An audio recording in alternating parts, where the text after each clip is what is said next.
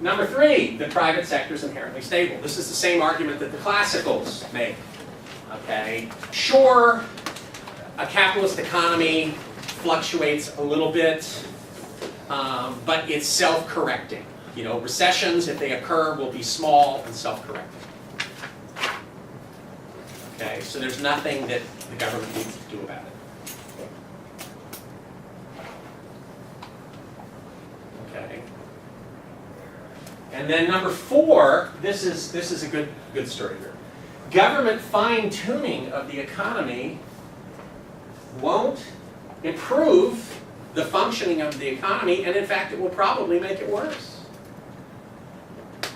Okay. What caused the Great Recession? What would the monetarists say? Bad monetary policy. Fine-tuning. Super Keynesians, or rather a really hard-line interpretation of what the Keynesians say, says every little blip in the economy needs to be offset by government activity. Okay? So the economy slows down for one day, government has to jump in and fix it. The economy speeds up for one day, government has to beat it down. Okay, that's the idea of fine-tuning. Okay? Most economists don't believe, most even Keynesian economists today, don't believe in that kind of activity because the tools we have are too blunt, too gross, as opposed to fine. Okay? And this is this idea that I just described is an outgrowth of this work by the Keynesians that said government fine-tuning doesn't work. Okay. Is this a contradiction to this? Do you see how it could be considered a contradiction? This says money is very powerful. This says monetary policy makes the economy worse off. It's not a contradiction, okay? The idea is the following.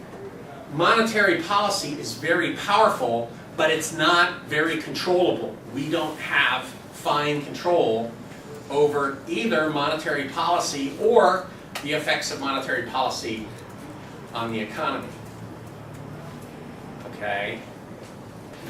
Suppose you have a brain tumor, and the doctor says, I've got just the tool. It's very powerful. I'm going to do brain surgery with this chainsaw. Okay? A chainsaw is perfectly able to cut your head open. It's very powerful. That's monetary policy. But it doesn't offer the kind of control that I would hope that my brain surgeon would be able to use. Okay? Monetary policy is very powerful, but you can't use it to fine-tune things. Okay? And when you try, you make the situation worse. That's the argument. Monetary policy works with a long lag. Okay? What he found is that on average, when the Fed increases the money supply, it takes 24 months to have an impact on the economy, on GDP. 24 months, that's 2 years, that's a long time. Okay, let me show you the story here. Let's look at real GDP over time. Remember the business cycle? In the US economy, the typical post-World War II business cycle lasts about 5 years. Okay, 5 years from peak to peak or trough to trough, one complete cycle. Okay?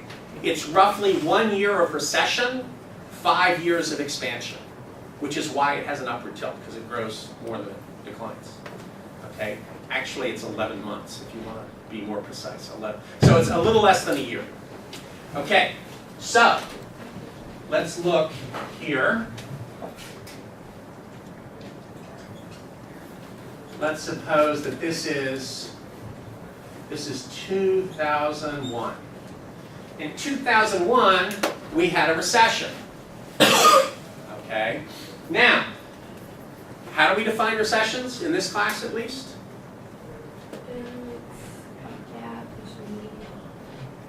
Yeah. GDP goes down. For how long?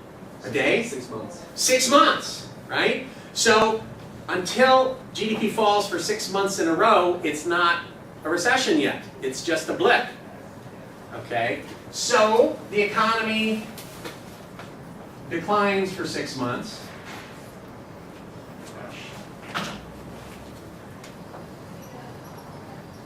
Okay? 6 months.